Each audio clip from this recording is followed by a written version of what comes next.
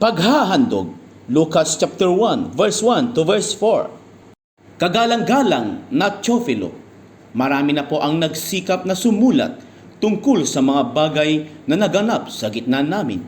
Ang kanilang sinulat ay ayon sa sinabi sa amin ng mga nakasaksi, nito buhat sa pasimula at nangaral ng salita.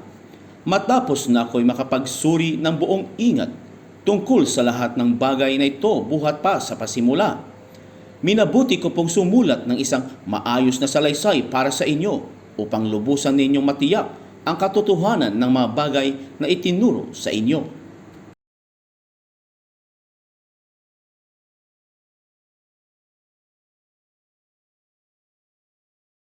Nang si Herodes, ang hari ng Judea, may isang saserdote na ang ngalay Zacarias, sa pangkat ni Abias, at mula rin sa lipi ni Aaron, ang kanyang asawang si Elizabeth. Kapwa sila kalugod-lugod sa paningin ng Diyos, namumuhay ng ayon sa mga utos at tuntunin mula sa Panginoon. Wala silang anak sapagkat baog si Elizabeth at sila'y matanda na. Ang pangkat ni Zacarias ang nanunungkulan noon at siya'y naglilingkod sa harapan ng Diyos bilang saserdote. Nang sila'y magsapalaran ayon sa kaugalian ng mga saserdote, siya ang nahirang na maghandog ng kamanyang, kaya't pumasok siya sa templo ng Panginoon. Sa oras ng pagsusunog ng kamanyang, samantalang nagkakatipon sa labas ang mga tao at nananalangin, walang ano-ano'y napakita sa kanya ang isang anghel ng Panginoon, nakatayo sa gawing kanan ng dambanang sunugan ng kamanyang. Nagulat si Zacarias at sinidlan ng matinding takot nang makita ang anghel. Ngunit sinabi nito sa kanya, "Huwag kang matakot, Zacarias. Dininig ng Diyos ang panalangin mo.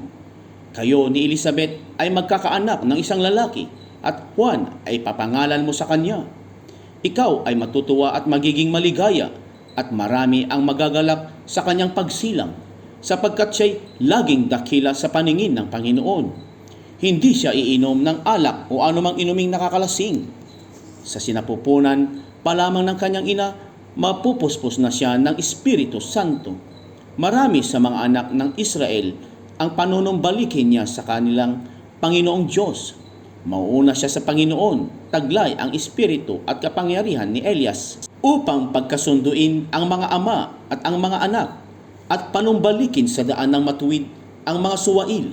Sa gayon, ipaghahanda niya ng isang bayan ang Panginoon." Sinabi ni Zacarias sa anghel, "Paano ko po matitiyak na mangyayari ito? Sapagkat ako'y napakatanda na at gayon din ang aking asawa." Sumagot ang anghel, "Ako si Gabriel na naglilingkod sa harapan ng Diyos. Sinugo ako upang ihatid sa iyo ang mabuting balitang sinabi ko na sa iyo. At ngayon, mabibingi ka't hindi makapagsasalita hanggang sa araw na maganap ang mga bagay na ito, sapagkat hindi ka naniwala sa mga sinabi ko na matutupad pagdating ng takdang panahon." Samantala, naghihintay naman kay Zacarias ang mga tao. Nagtaka sila kung bakit nagtagal siya ng gayon sa loob ng templo. Paglabas niya ay hindi na siya makapagsalita. Mga senyas na lamang ang ginagamit niya. Kaya natanto nila na nakakita siya ng pangitain at siya'y nananatiling pipi. Nang matapos ang panahon, ang kanyang paglilingkod ay umuwi na siya. Hindi nga nagtagal at naglihi si Elizabeth at hindi ito umalis ng bahay sa loob ng 5 buwan. "Ngayon nilingap ako ng Panginoon," wika ni Elizabeth.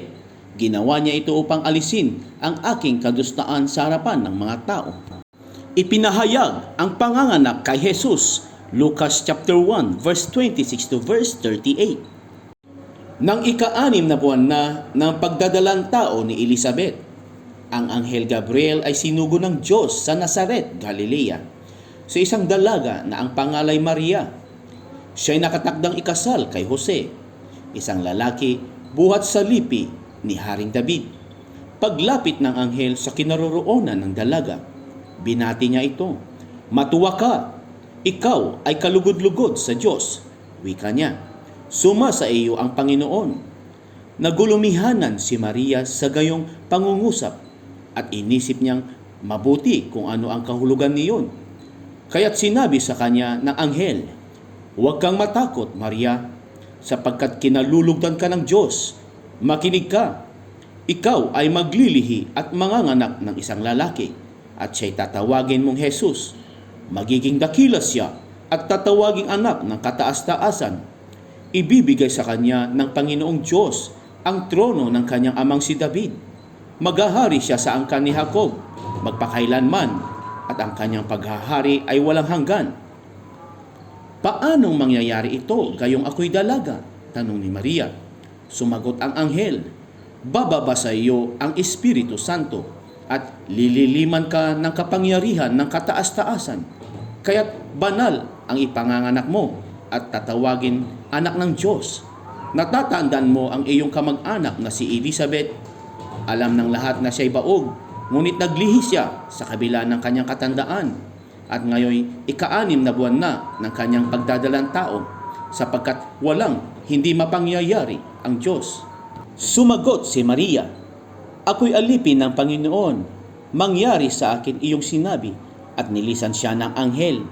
Ang pagdalaw ni Maria kay Elizabeth, Lucas chapter 1 verse 39 to verse 45.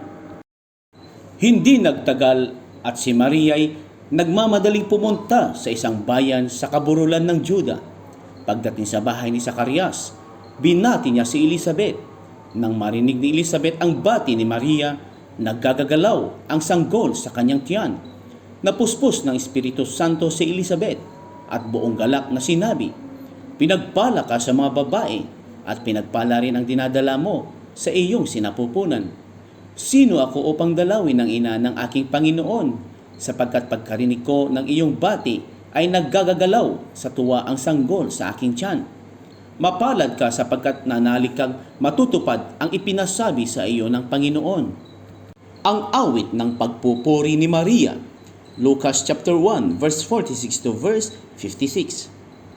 At sinabi ni Maria, ang puso ko'y nagpupuri sa Panginoon at nagagalak ang aking espiritu dahil sa Diyos na aking tagapagligtas, sapagkat nilingap niya ang aking abang alipin at mula ngayon ako'y tatawaging mapalad ng lahat ng salin-lahi.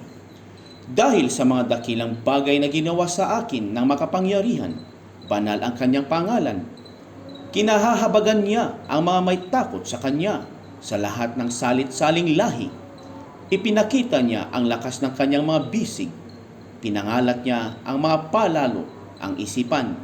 Ibinagsak niya ang mga hari mula sa kanilang trono at itinaas ang mga nasa abang kalagayan. Binusog niya ng mabuting bagay ang mga nagugutom at pinalayas niyang wala ni anuman ang mayayaman. Tinulungan niya ang kanyang bayang Israel bilang pagtupad sa pangako niya sa ating mga magulang, kay Abraham at sa kanyang lahi, magpakailanman.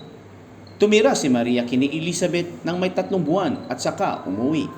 Isinilang si Juan Bautista, Lucas chapter 1 verse 57 to verse 66.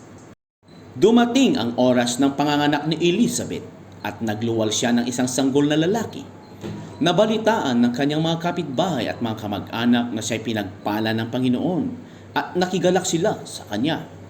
Nang 8 araw, dumalo sila sa pagtutuli ng sanggol. Zacarias sana ang ipapangalan sa kanya gaya ng kanyang ama.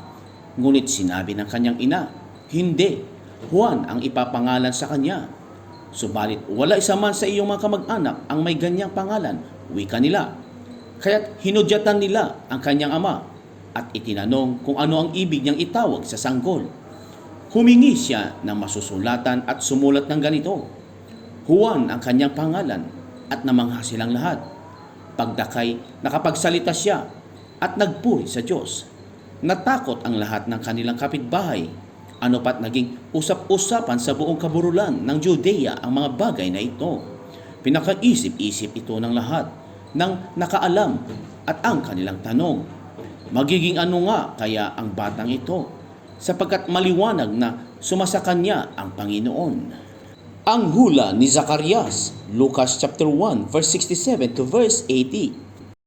Napuspos ng Espiritu Santo ang kanyang amang si Zacarias at humula ng ganito, purihin ang Panginoong Diyos ng Israel, sapagkat nilingap niya at pinalaya ang kanyang bayan, at nagpadala siya sa atin ng isang makapangyarihang tagapagligtas mula sa lipi ni David na kanyang lingkod. Ipinangako niya sa pamagitan ng kanyang banal na propeta noong una na ililigtas niya tayo sa ating mga kaaway at sa kamay ng lahat na napupuot sa atin.